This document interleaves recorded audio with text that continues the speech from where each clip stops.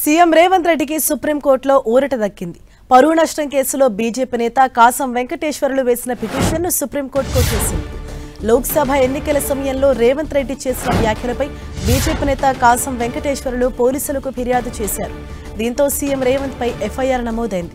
కాసం వెంకటేశ్వర్లు వేసిన పిటిషన్ను విచారించిన తెలంగాణ హైకోర్టు సీఎం రేవంత్ పై ఎఫ్ఐఆర్ను కొట్టేసింది.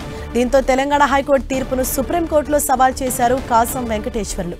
ఇవాళ దీనిపై విచారించిన సుప్రీంకోర్టు కాసం వెంకటేశ్వర్లు పిటిషన్ను డిస్మిస్ చేసింది.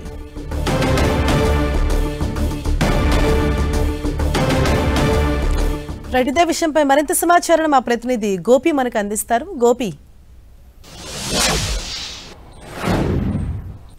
హరీష 2024 లోక్సభ ఎన్నికల సందర్భంగా కొత్తగూడెం సీఎం రేవంత్ రెడ్డి చేసిన వ్యాఖ్యలు బీజేపీ పార్టీ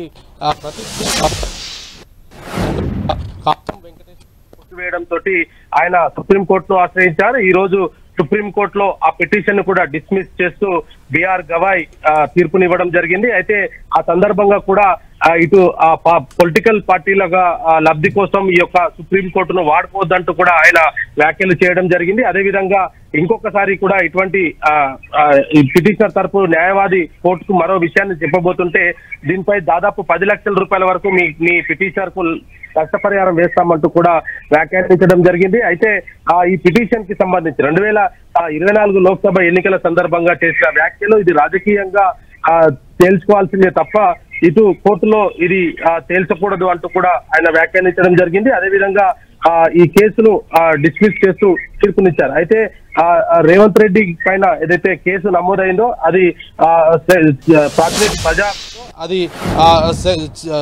ప్రజా ప్రాతినిధుల చట్టం 1951 సెక్షన్ 125 కింద కొనసాగుతుందంటూ కూడా కాసం వెంకటేశ్వర్ తరపున న్యాయవాది సుప్రీంకోర్టుకు తెలియజేసే ప్రయత్నం చేశారు. అయితే ఇది గతంలోనే ప్రజాప్రతినిధుల కోర్టు ఈ యొక్క పిటిషన్ని కొట్టివేయడం జరిగింది. ఆ తర్వాత హైకోర్టు ఈ ఎఫ్ఐఆర్ను కూడా క్వాష్ చేశారు. అయితే తమ వాదనలు వినకుండానే క్వాష్ చేయడం జరిగిందంటూ కూడా ఆయన సుప్రీంకోర్టులో పిటిషన్ దాఖలు చేయడం జరిగింది. ఈరోజు విచారణ సందర్భంగా బిఆర్ గవాయ్ నేతృత్వంలోని ధర్మాసనం ఈరోజు ఆ పిటిషన్ని కొట్టివేస్తూ తీర్పు ఇవ్వడం జరిగింది. మొత్తానికి రేవంత్ రెడ్డి దీంతో పెద్ద ఊరట లభించిందని చెప్పుకోవచ్చు. Harisha, thank you Gopi.